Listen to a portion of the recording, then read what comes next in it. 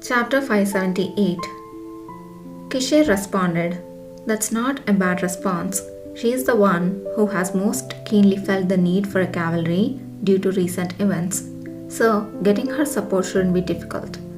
However, it's a bit unfortunate that she seems to have taken quite a liking to you in the process." If the High Minister's reaction was good, why did Kishir express regret about her fondness for Yudhar? Could there be complications if she ended up liking him? I assumed her fondness for me was nothing more than gratitude for lightening her workload. Nothing more, nothing less.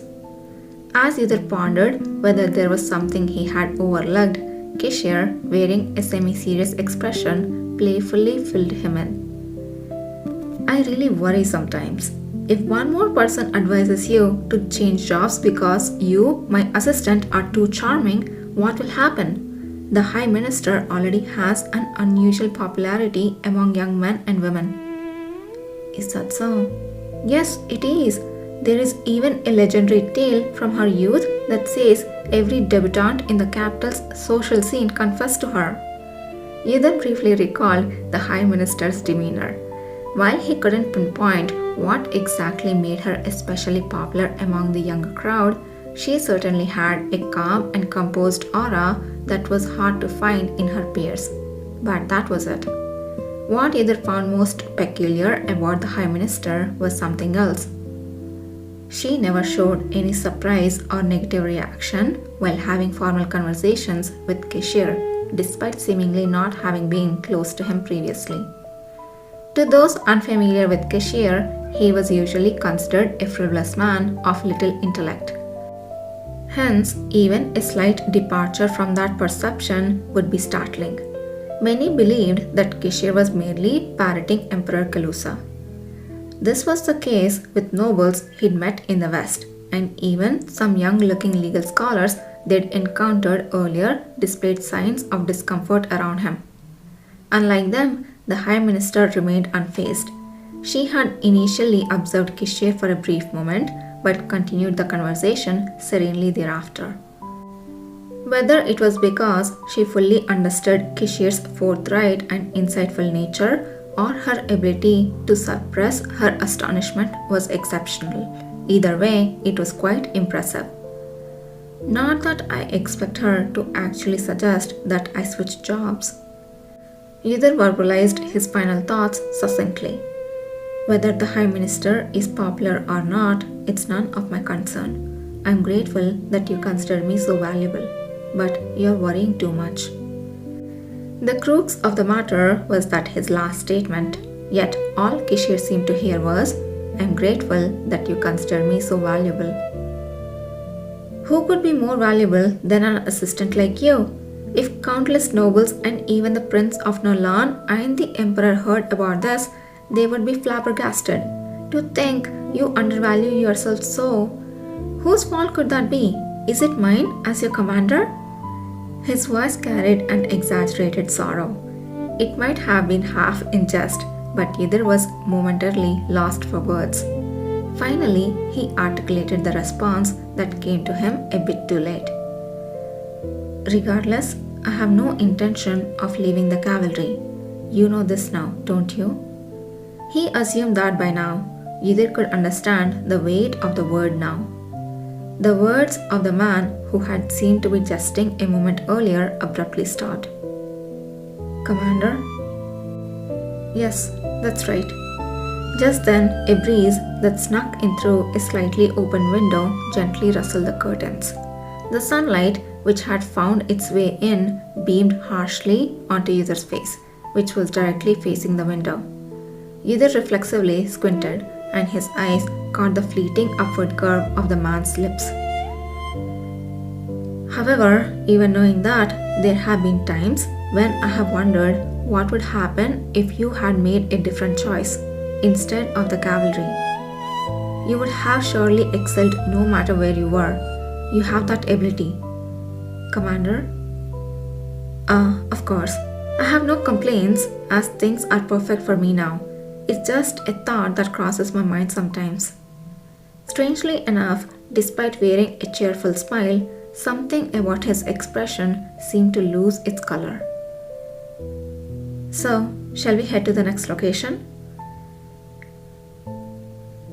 The Shuden Trading Company building was located quite a distance from the center of Karl Lorvik Street, the hub of all trading houses. Although the building was small, it didn't lack in opulence, befitting a place that specialized in rare and valuable items. Either accompanied by cashier who was wearing a magic bracelet that rendered his face ordinary, entered the place confidently. Welcome. Oh. The person who was greeting them widened his eyes as he saw cashier. My, what a rare pleasure. You have graced us with your presence after such a long time. But today you are accompanied by someone else? As was often the case for those meeting either for the first time, the employee seemed a little uncomfortable around the man with jet black and pallid features. Cashier cheerfully pulled either closer by the waist and leaned his head toward him. He is with me because we are close enough to be together. The employee's attitude shifted instantly. Understood. Are you here to buy a gift for your cherished companion? We have some excellent new items in stock. No, that can wait. Where is Lady Justin? Looking for the lady? She has been out since this morning for an appointment. Oh, could it be? I'm her appointment. Lead the way. Of course. The employee hurriedly escorted them upstairs. The door to the most lavish room opened and a rich scent of perfume assailed their nostrils. A young lady, seated amidst a variety of exquisite items and inspecting jewelry, stood up to greet them. So, you have finally arrived. She seemed less like a trading house manager and more like a dazzling figure commanding the social scene. Her voice had a mesmerizing quality, as did her perfectly styled hair and meticulously manicured nails. Though she was captivating enough to steal anyone's gaze, either wasn't interested in her appearance. What caught his attention was the familiar scent filling the room. It's the same fragrance I often smelled when Kishore came back from going out.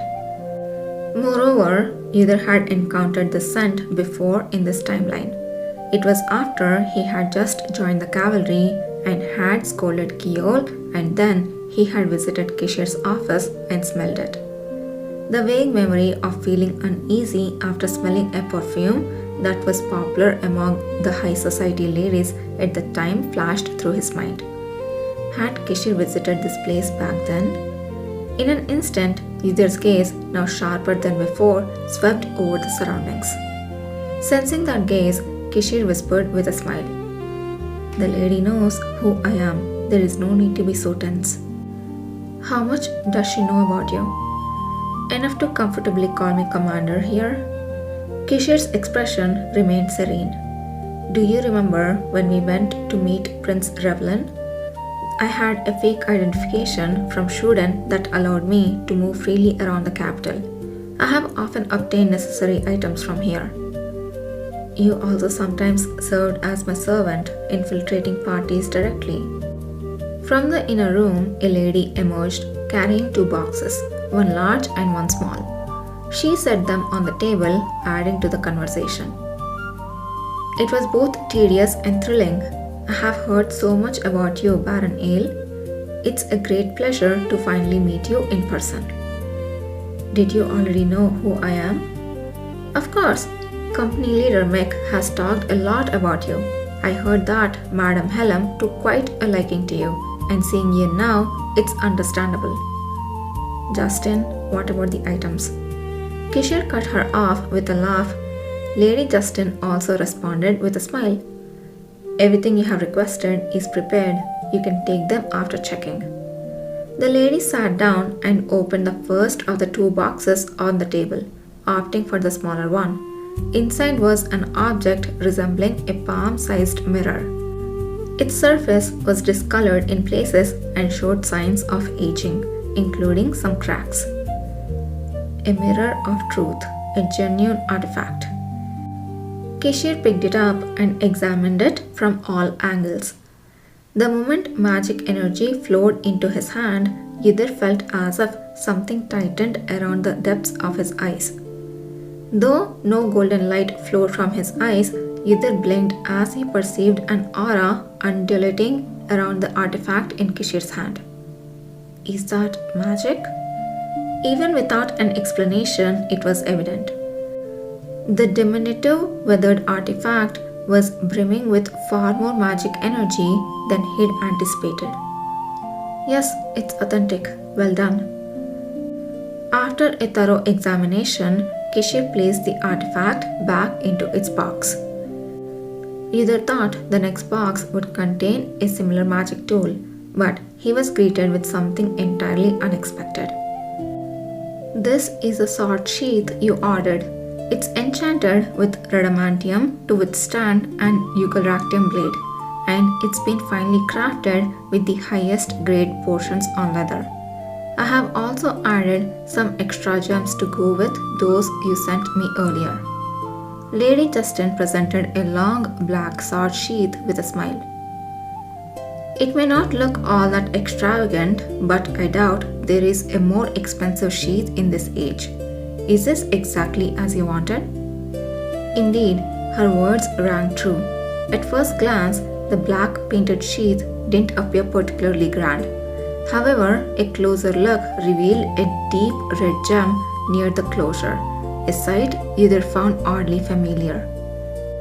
Thin lines of gold and tiny gems around it shimmered with restrained elegance.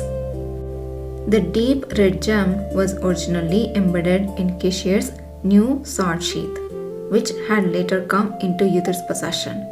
It had been a fixture in the groove of Yudhir's previous sheath until it shattered in a battle against a massive monster in the west. It was now back in its rightful place. I thought he simply reclaimed the sheath after recovering it from that battle. Yudhir stared at the new sheath in silence, recalling the sword that lay dormant in its temporary sheath. The man inspecting the sheath turned his head toward him, smiling. Their eyes met. Well, this is the new sheath. I placed the order when we were in the west, but getting the materials took longer than expected. Do you like it? Do I like it? It was not a question of whether he liked it.